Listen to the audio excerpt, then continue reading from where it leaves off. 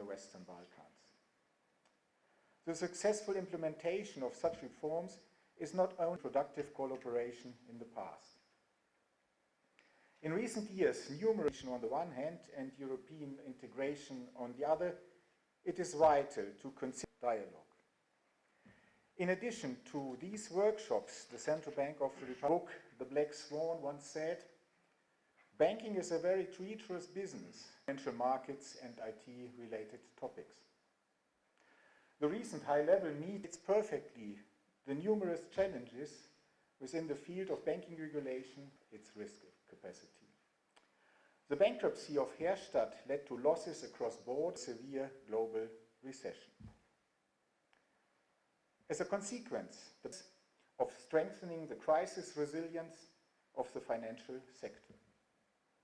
In this respect of freedom for monetary policy as well as its effectiveness, consequently aggregate NPL ratios recorded generally a moderated drop.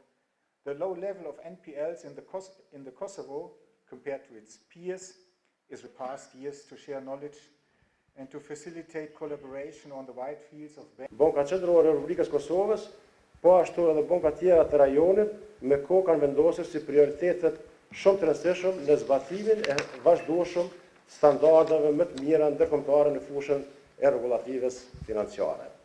Dinamika me cilën po zhvillohet rregullativa financiare ndërkombëtare kërkon resurset e konsiderueshme për të zbatuar nga bankat qendrore dhe kjo sigurisht se paraqet një sfidë shumë të rëndësishme për bankat qendrore, të cilat janë më të vogla siç është në Kosovë dhe vendet e rajonit.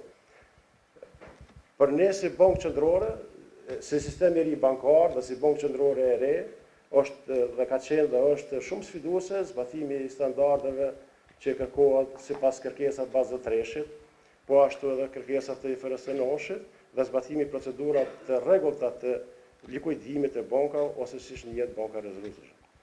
Ka qenë dhe mjaft dhe mbetet mjaft sfiduese, po megjithatë ne kemi arritur që fal përkrahjes së ndërkombëtare të adaptojmë rregullativen tonë dhe jemi në hap të mirë edhe për mbushje këtyre kërkesave, pra të Basel 3-shit, kërkesat që vijnë edhe prej IFRS-shit dhe kërkesat tjera për likuidimin e bankave, fal bashkëpunimit, pra kemi arritur që dhe mund të them që nga viti i ardhshëm ne vetë moj fillojmë me aplikimin e këtyre rregullore. Pra kemi kriju grupe punuese që janë duke punuar në finalizimin e Basel 3-shit, gjithsesi kërkesat që rrihen nga Basel 3-shi dhe për IFRS-shin.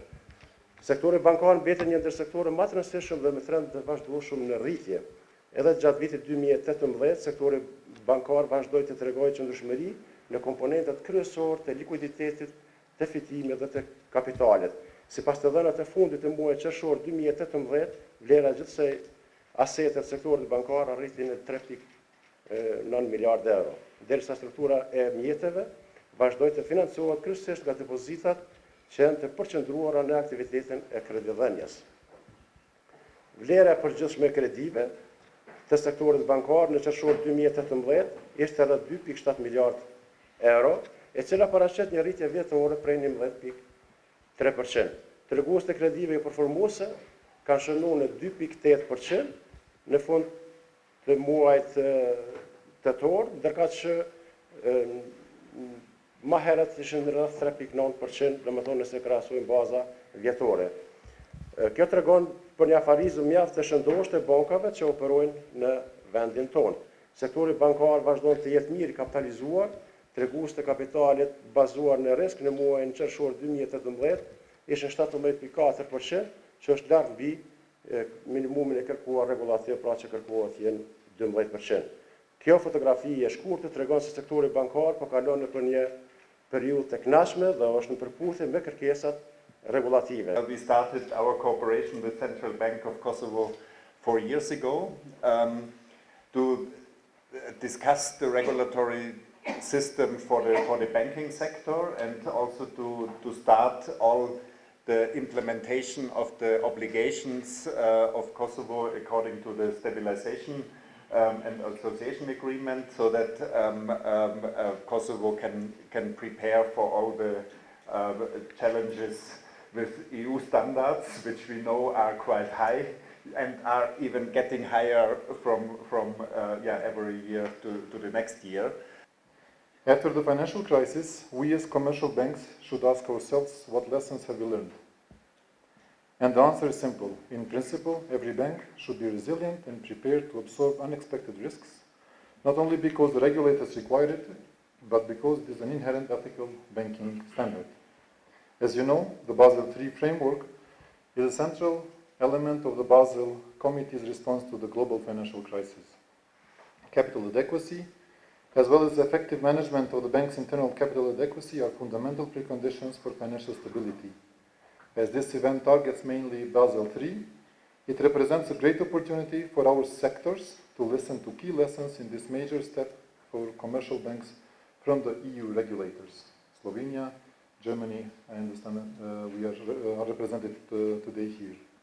For us, this is another step forward in the enhancement of the regulatory perspective, as well as an alignment of the banking sector supervision standards with the EU standards. Again, and not surprisingly, those countries that benefited the in-person GDP against other regions during their crisis still way below 100%, whereas in some of the other crises, they were as percent of GDP from the end of the crisis till 2016. This was for income levels. And what it shows, a very simple econometric analysis where we estimated credit gaps, surprisingly a bit of an outlier. We haven't really managed to figure that gaps clearly have widened. The other one was the quality of bank balance sheet operations and whether they do differentiate or not. So that's the select equity and the bottom of the NPL ratios before the crisis. And I'm sure your colleagues, bankers, can tell you why that is. And on the right region, for most of the countries in the region, in the Western Balkans, again, Kosovo here is an exception. Used as indicators of supply drivers were actually balance sheet indicators, so we looked at banks' NPL ratio, more generally the authorities and economic policymakers afford to do nothing